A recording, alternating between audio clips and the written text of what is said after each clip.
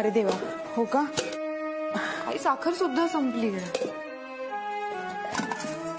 आई गव्हाचं पीठ सुद्धा नाहीये.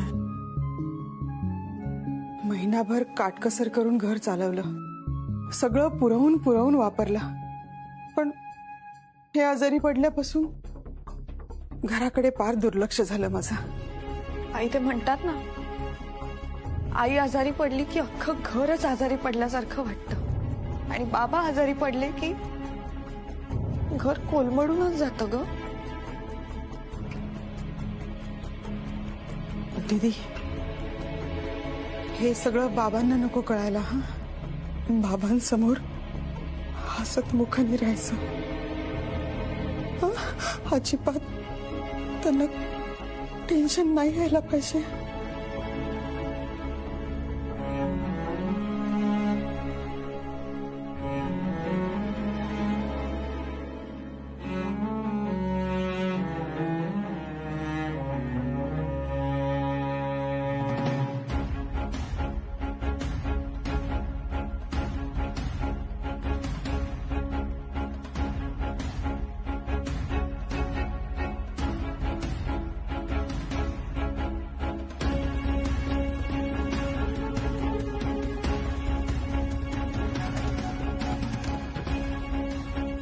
सर मी आलोच.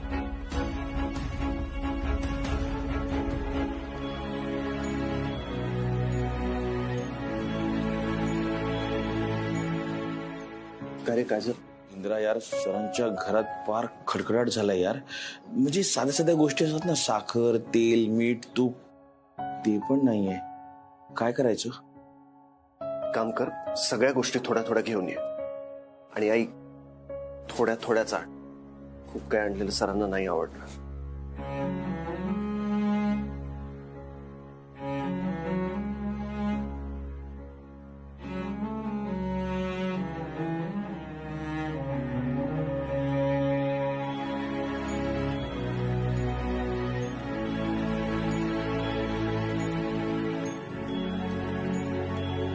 अहो थांबा थांबा थांबा थांबा.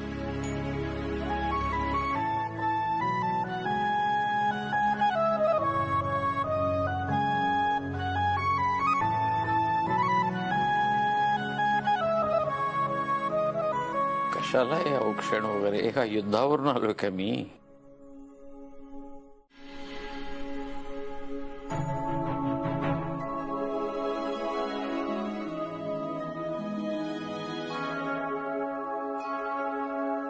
हे घ्या. काय पण मी ठेवतो. काही नाही, हे थोडं आवश्यक ते सामान आणलंय. गहू, तांदूळ, साखर, तूप वगैरे आवश्यक त्या गोष्टी आहेत फक्त.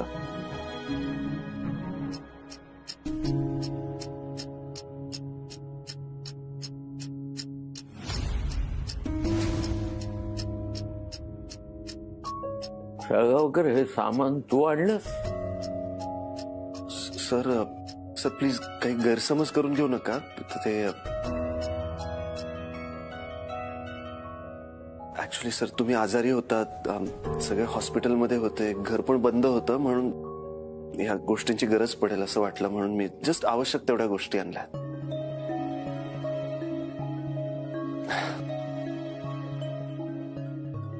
ठीक आहे, मी येतो सर.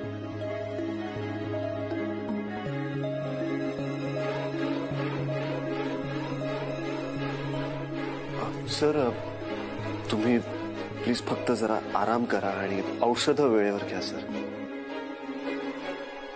अरे हॉस्पिटलमध्ये 2 दिवस झोपूनच काढलेले आहेत. आता कसला आराम? भरपूर झाला. त्यापेक्षा थोडं बसलेलं बरं. हे का अगं, हे हाट. अरे बाबा, सर थांबा, मी आहे.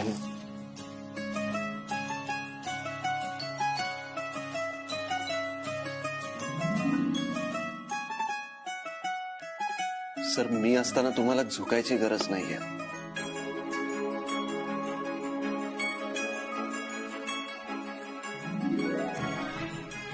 पाठ ठेव बाई.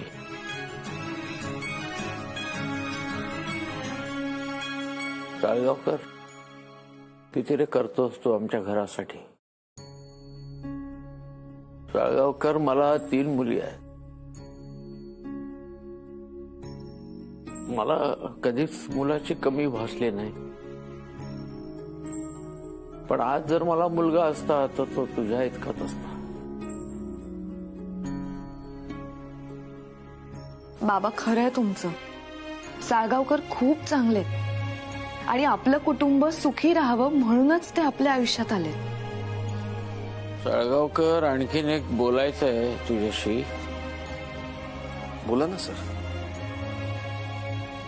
कसं आहे, घडून गेलेल्या गोष्टींचा विचार करण्यात काही अर्थ नाही. अरे यार, ती फेकून द्या यार बॅग आधी. त्यांनी अजून दुखतंय. बघितलं ना, बघितलं किती माझ्या बाळाला त्रास होतोय ते. हो, म्हणूनच मला वाटतंय की आता त्या गुंडांचा बंदोबस्त मी स्वतःच जाऊन करावा. अरे वा, तोंड बघितलं कारच्या. अहो, साधा उंदीर बघितला ना तर पलंगावर उभे राहता. म्हणे मी सरळ करतो त्याला, आधी तुम्ही सरळ उभे राहा. मम्मा, खूप सहन केलं यार आपण. हो रे, पण आता नाही. आता आपण बदला घ्यायचा. एकेकाचे सगळे पत्ते माहिती आहेत आपल्याला. अब ईट का जवाब पत्थर. आई ग, सावकाश सावकाश. त्या इंद्रामुळे माझ्या अंगावर जितके वळ आले आहेत ना, त्याच्याहून जास्त वळ मी त्या शलाकाच्या अंगावर देणार. तू ह्याच्यामध्ये स्वीट्स आहेत. हे फरसाण वेफर्स आपण काढून ठेव. छान. मी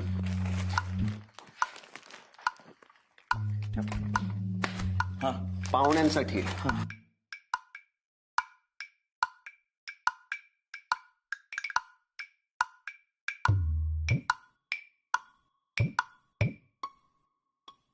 अगं मूर्ख मुली, माझे 3 घालून झाले, तुझं एकही नाही घालून झाला अजून. बस खाली आणि बसून घाल. इथे बस, घालते नीट आता.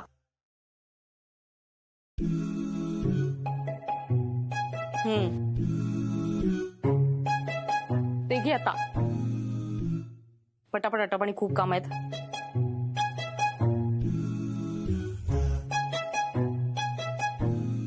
इंदिरा, नाही हे सगळं ठीक आहे, तयारी होईल आपली.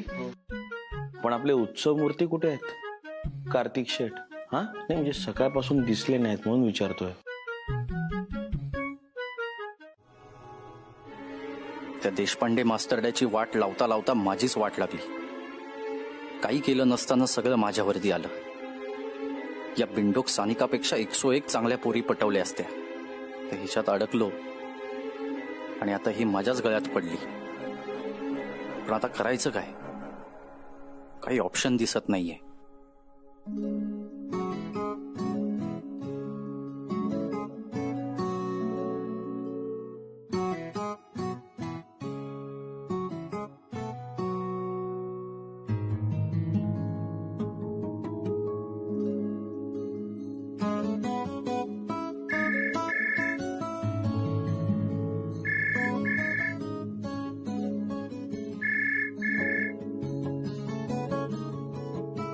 बोल. Hi baby, good morning. Good morning. बोल लवकर. काय करतोय? भजन करतोय. येतेच करायला? तू माझ्याशी असं का बोलतो? मी आवरतोय, लवकर लवकर बोल काय ते. ए ऐक ना, मला एक सांग, तुझी आई माझ्या घरी त्या दिवशी का आली होती हे कळलं का? आणि या बांगड्या कोणासाठी आणल्या होत्या? आणि माझ्यासाठी जर आणल्या होत्या तर या माझ्या मापाच्या का नाहीयेत? ए, झाले का तुझे सकाळी सकाळी प्रश्न चालू? एवढं का चिडतोयस? मी फक्त विचारतीये ना. मिळाल्या ना बांगड्या, झालं ना मनासारखं, मग फालतू प्रश्न कशाला विचारते? आणि नको त्यावेळी नको ते प्रश्न नको विचारत बसू मला. बांगड्या मिळाल्या आणि डिझाईन पण खूप मस्त आहे. हे ऐक ना, मी या बांगड्या परत नाही देणार. चालेल ना? तुला जे करायचे ते कर ग, पण सकाळी सकाळी प्रश्न विचारू नको. मी आवरतोय. कार्तिक, तू माझ्याशी नीट बोला. उगीच सकाळी सकाळी कटकट नको करूस. आणि आता ना एक लक्षात ठेव, मी तुझ्या लग्नाची बायको आहे आणि माझ्या पोटामध्ये तुझं बाळ आहे. त्यामुळे माझ्याशी नीट बोलायचं, कळलं? आणि राहिला प्रश्न ह्या बांगड्यांचा, तर या बांगड्या तर मी परत नाही देणार. काय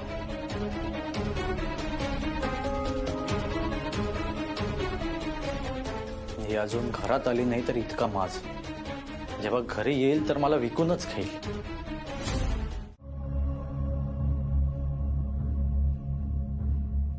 आई आई काय झालं, तू रडतेस का? अजूनही कळत नाही तुला? हा फोटो बघून सुद्धा कळत नाहीये? आई इंद्रा, इंद्रा, दीपिका मला या घरची सून व्हायला हवी आहे. दीपिकाला मी मनापासून माझी सून मानलंय.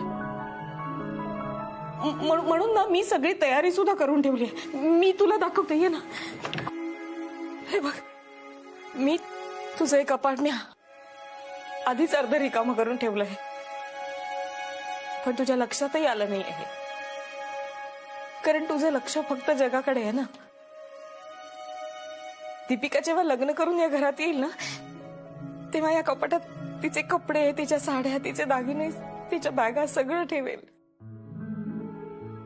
आणि मी सुद्धा तिच्यासाठी काही वस्तू घेतल्यात. मी हे बघ, मी साड्या घेतल्यात तिच्यासाठी, तिच्यासाठी मी पडदेही घेतलेत. आणि हा फोटो मला तुझ्या उशाखाली सापडला होता. इंद्रा, का ऐकत नाहीयेस माझं? अरे किती दिवसापासून मी वाट बघते की तुम्हा दोघांचं लग्न होईल, पण तुम्हाला दोघांना हे कळतच नाहीये. का वागताय असं? अरे नव्हतं करायचं तर मग आशा तरी का दाखवल्या मला? आई तू काही बोलूच नकोस आता. सानिका आणि कार्तिकचं लग्न लावून द्यायची काय गरज होती तुला? नाही, मला मान्य आहे तुझ्यावर दबाव होता, पण त्यांचं लग्न लावून देणं हा एकमेव मार्ग होता का त्यासाठी? तुला कळतंय का, तू तुझ्याच पायावर कुऱ्हाडी मारून घेतलीयस? आई हे बघ, मला तुझा त्रागा कळतोय, पण आता या विषयावर आपण नको बोलूया का प्लीज? आपण नंतर बोलू ना यावर. इंद्र, हेच खटकतं मला दरवेळेस तुझं. आई वचन दे मला. ठीक आहे, मी तुला वचन देतो, त्या बांगड्यात दीपिका मॅडमच घालतील. फोन कर दीपिकाला आणि तसं सांग तिला. आई ती फोन तिला फोन कर आणि सांग.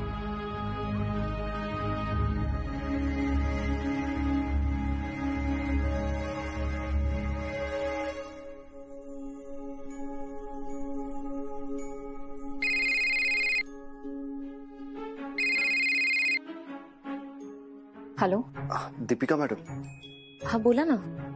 ऍक्च्युली आईने ज्या बांगड्या दिल्या होत्या ना, अरे बाप, I am so sorry. Actually ते बाबांचं सगळं, म्हणजे हॉस्पिटलचं सगळं झालं आणि एकदम डोक्यातून निघून गेलं. मी एक काम करते, आज येतोय ना आम्ही, तर मी घेऊन येते बांगड्या. नाही, मला काय म्हणायचं ते ऐकून तर घ्या मॅडम. ऍक्च्युली त्या बांगड्या आईने तुमच्यासाठी दिल्या होत्या, म्हणून तुम्ही त्या तुमच्या हातात घालाव्या अशी आईची इच्छा आहे. कसं शक्य आहे इंद्राजी? तुम्हालाही माहिती आहे, जयश्री काकू सगळ्यांसमोर म्हणाल्या होत्या की त्यांनी या बांगड्या त्यांच्या सुनेसाठी आणल्या. मी त्या बांगड्या घातल्या तर खूप मोठा प्रॉब्लेम होईल. ऍक्च्युली मलाही कळत नाहीये मॅडम काय करायला हवं ते, पण काय झालंय? काही प्रॉब्लेम झालाय का? नाही, आई खूप इमोशनल झालीये मॅडम, बांगड्यांच्या बाबतीत पण आणि तुमच्या बाबतीत पण. मला त्यांच्या भावनांचा पूर्ण आदर आहे, पण तुम्हालाही माहिती आहे मी त्या बांगड्या नाही घालू शकत. मी आता तुमच्या घरची सून नाहीये, त्यामुळे ते बरोबर दिसणार नाही. हे बघा, मी त्या आज घेऊन येते, पण मी त्या घालू शकणार नाही. सॉरी.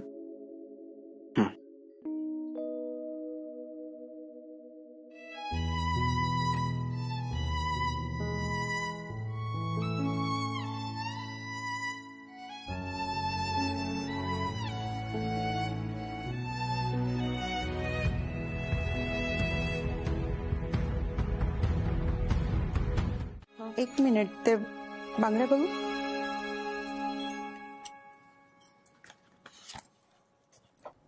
हात दे तुझा. अगं हात दे तुझा.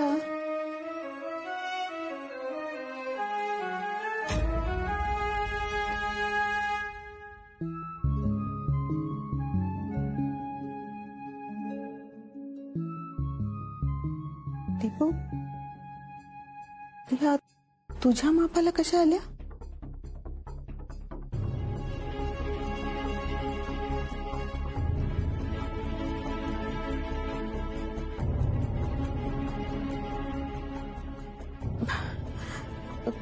कमाल आहे नाही, म्हणजे तुझ्या मापाला अगदी बरोबर आल्या त्या. अगं ते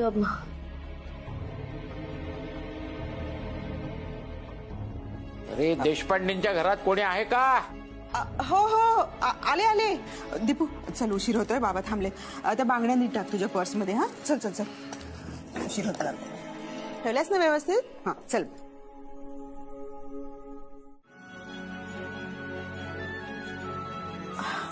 अरे मला माहित नव्हतं. हा नाही, काही हरकत नाही. तुम्हाला माहितीच नव्हतं तर काय करणार. पण ही मुलं लहान होती तेव्हाच गेले ते.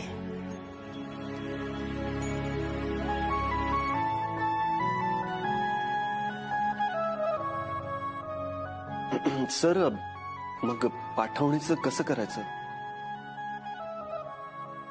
आणि तुम्हाला कार्तिकला काही विचारायचं असेल तर तुम्ही विचारू शकता. मी कार्तिकला चांगलाच ओळखतो. आलाच होता की माझ्या घरी. आणि मी बोललो सुद्धा. त्यामुळे कार्तिकशी बोलण्याची फार काही इच्छा नाहीये. सर, आजवर कार्तिक कसाही वागला असेल, पण मी तुम्हाला शब्द देतो सर, कार्तिक स्वतःमध्ये चांगले बदल घडवून आणेल. काय कार्तिक?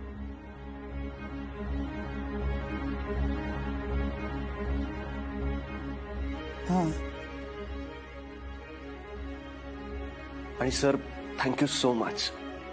तुम्ही इतकं सगळं होऊन पण आमच्या कार्तिकला एक संधी देण्याचा विचार केला.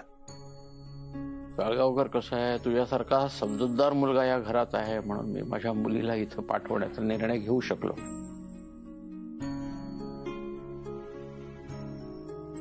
नाहीतर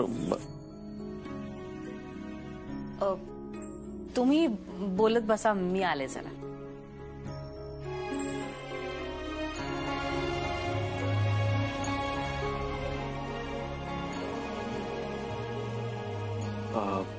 सर, बोला ना तुम्ही. साळगावकर, एक प्रश्न आहे माझा. हा विचारा ना सर. वडिलांचं छत्र लहानपणीच हरवलं तरी सुद्धा तू एवढा शिस्तीचा आणि समजूतदार आहेस. कार्तिक असं का?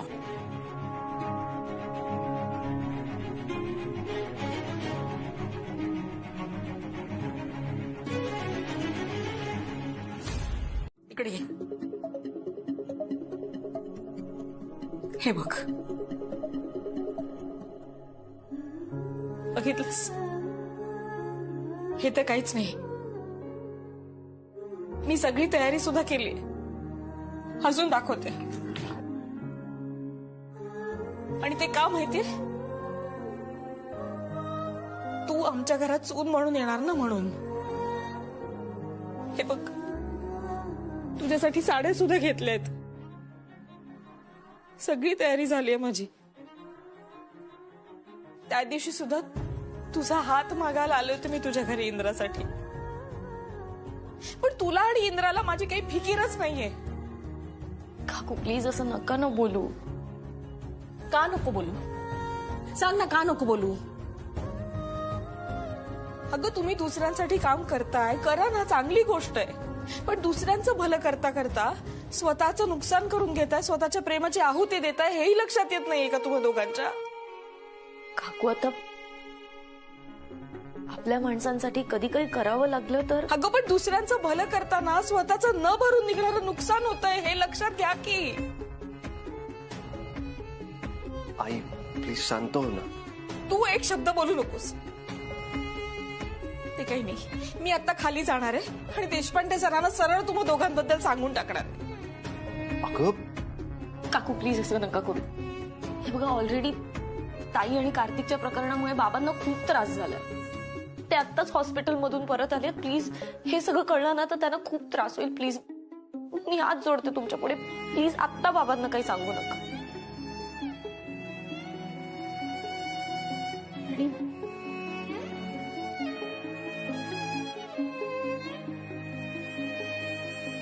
आणि ह्या तुमच्या बांगड्या मला माहितीये तुम्ही त्या तुमच्या सुनेसाठी आणल्या होत्या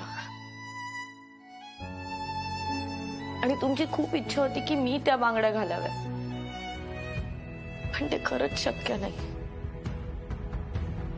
सॉरी. थांब दीपिका.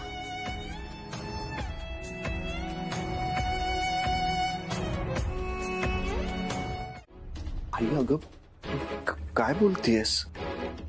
हे बघ, मला जे वाटतंय ते मी स्पष्ट बोलतेय. मला या दोघांचं लग्न मंजूर नाहीये.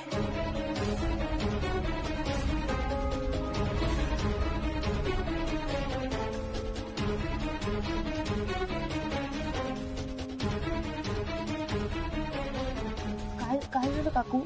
मी सांगतो ना. कार्तिक दीपिका, तुलाही कळत नाहीये का? दोन प्रेम करणारी माणसं असं वागू शकतात? या दोघांमुळे इतरांना किती त्रास झालाय माहितीये ना तुला?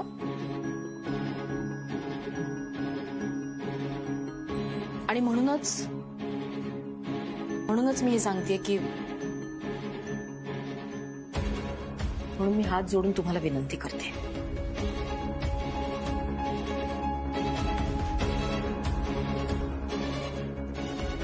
आई आता असं करू नका.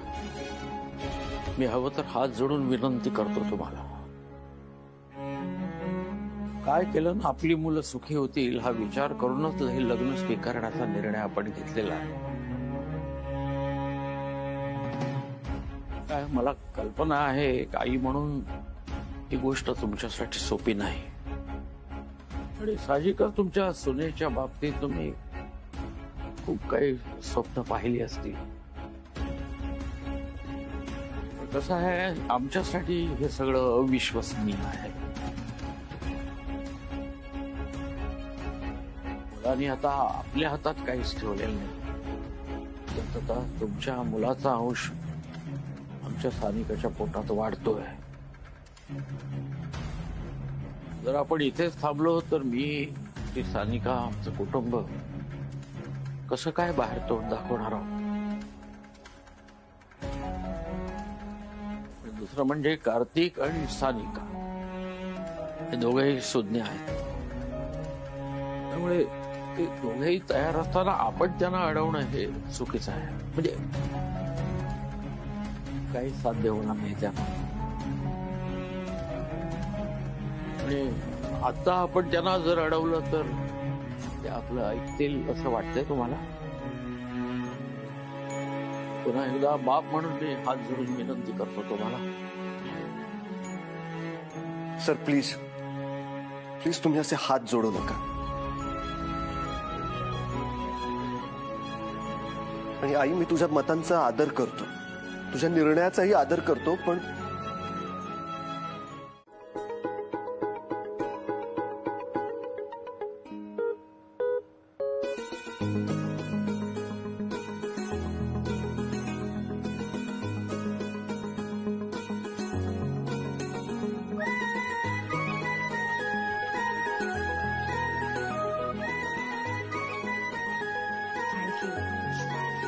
आज पुन्हा एकदा तुमच्यामुळे सगळं शक्य झालं. मी नाही मॅडम, आपण दोघे एकत्र होतो म्हणून हे सगळं सुरळीतपणे पार पडलं. आणि मॅडम आता आपली जबाबदारी अजून वाढली. सानिकाची तुमच्या घरून पाठवणी करणं आणि तिचं आमच्या इथे गृहप्रवेश होणं, ह्या दोन्ही गोष्टी योग्य प्रकारे पार पडायला हव्या. तुम्हीच आता म्हणालात ना की आपण दोघं एकत्र असू तर सगळं छानच होणार. तर मला खात्री आहे की ह्या पुढे सगळं छानच होणार.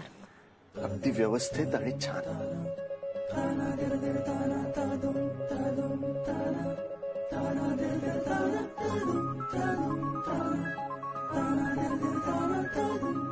ती कसली डोंबराची येते आता? ती मस्त माहेरी जाऊन मजा मारत बसलीये. तिला यायचं असेल ना तर केव्हाच आली असती. काही नाही रे, तू डोक्यावरती चढवून ठेवलायस ना, बाकी काही नाही. मी मग म्हणजे तुझी पहिली बायको जरा तरी बरी होती, पण मेली ना पटकन.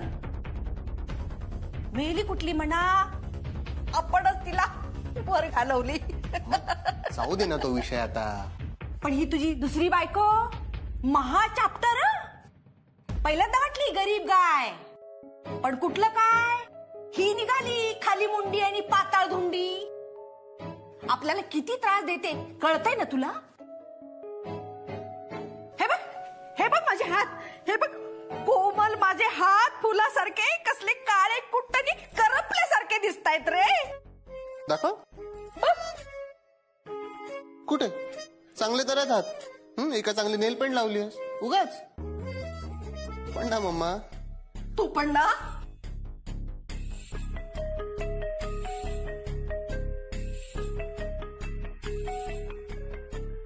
बघतोय बघ आता तरी किती मळलेले दिसतायत तुला. मम्मा तुझे तर फक्त हात घाण झाले, तिकडे ऐक इकडे बॉडीचा पूर्ण खुळखुळा झालाय माझ्या. हे बघ डोळ्याखाली बघ काय केलंय त्यांनी. हो रे, किती झोडपलाय त्यांनी तुला, पर काळा निळा करून टाकलाय. मम्मा एक काम करू, आता जाऊ आणि शलाकाला घेऊनच येऊ. म्हणजे तुला कामवाली पण मिळेल आणि मला माझ्या वळांचा बदला पण घेता येईल. चालेल, नाही चालेल. आपण असं करूयात, तिच्या माहेरी जाऊयात, तिला माहेरच सोडायला लावूयात आपण. फक्त सोडायला नाही, कायमचं सोडायला लावू म्हण. अगदी बरोबर बोललास, कायमचं सोडायला लावूयात. इंद्रा, ही साडी घे. मी जेव्हा या घरात लग्न करून आले ना, तेव्हा माझ्या सासूबाईंनी तुझ्या बाबांच्या हातून मला ही साडी दिली होती. तुझं आणि दीपिकाचं लग्न होईल तेव्हा मी स्वतः ही साडी तिला देणार होते, पण आता पुढे काय लिहून ठेवलंय तेच काही कळत नाहीये मला. पण ही साडी दीपिकाने नेसावी अशी खूप मनापासून इच्छा आहे माझी. म्हणजे सानिका जेव्हा गृहप्रवेश करेल ना, तेव्हा दीपिकाने ही साडी नेसायला हवी असं वाटतंय मला.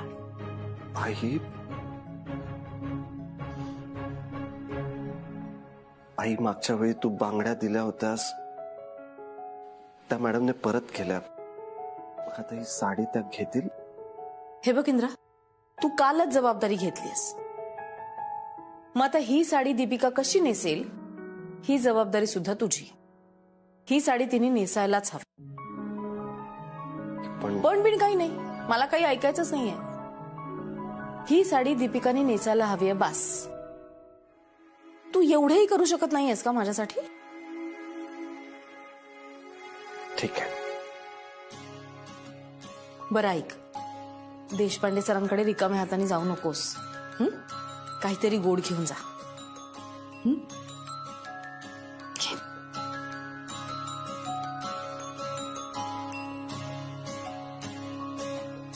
महागाच्या गोष्टी आणल्या ते नाही चालणार का? हे बरं आहे बाई तुमचं.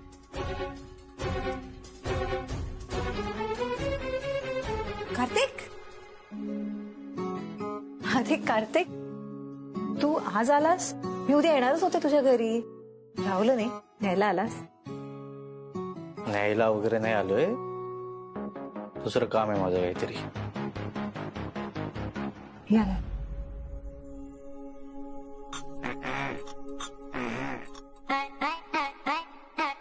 अरे वा नयन, गॉगल छान आहे. जरा मला दे, मी घालून बघतो. दे. नको, मला डोळे आलेत ना म्हणून घातलाय. नशीब आले एकदाच. काकू, आईने पेढे पाठवलेत. ऍक्च्युली तुम्ही सगळे आता घरी येत आहेत, तर शॉपिंगला जाण्यासाठी म्हणून सानिका आणि दीपिका मॅडमना सोबत घेऊन जायला आलोय.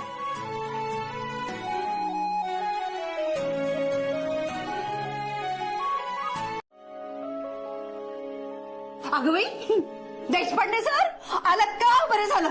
या या, तुमच्यासाठी मी काय आणलंय. काकू घ्या ना, घ्या घ्या, बसा बसा बसा. कानविंदे काकू बस ना. सर सर या ना. सर या शलाकाजींच्या सासूबाई मस्तच आहेत. म्हणजे खूप मजा आली आम्हाला गप्पा मारताना. हो ना, म्हणजे साधी राहणी आणि उच्च विचारसरणी.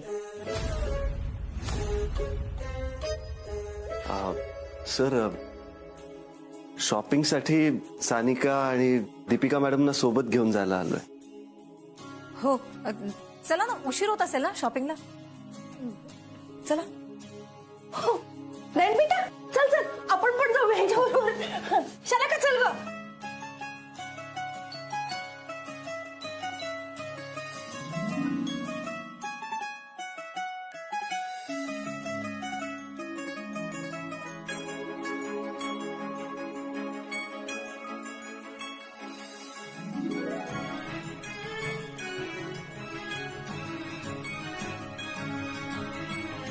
काय ग माहिती, न्यायला तर ताई आज अचानक कशा काय आल्या? नाही काही विशेष नाही, सहज आल्या होत्या. तुम्ही हातपाय धुवून घ्या ना, मी पाणी आणते. आणि चहा टाकू का? किंवा मी आणि दीदी बघू का तुझ्यासाठी? दीपू प्लीज, मला तुझी आणि दीदीची चॉईस माहिती आहे. मला माझं बघू दे ना. तुम्ही दाखवा साड्या.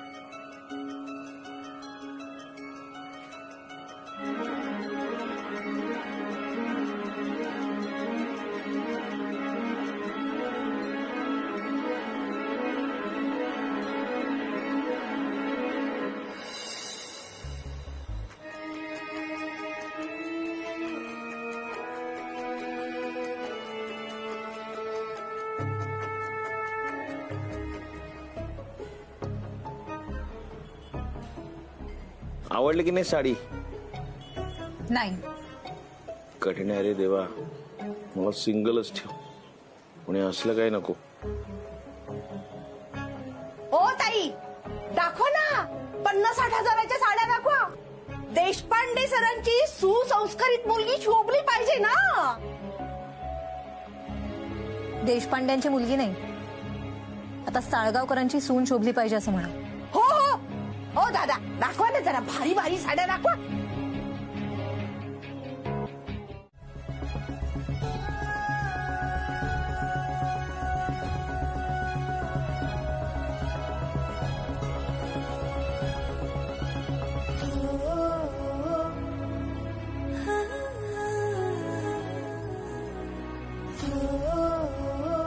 एकच? आणखी एक घेऊन येतो मी. नाही असू दे, एक इनफ आहे.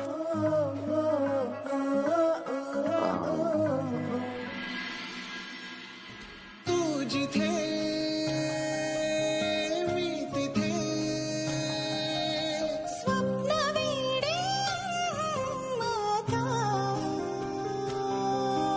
स्पर्श बोल्या वाटा मीन माझी राहिली आता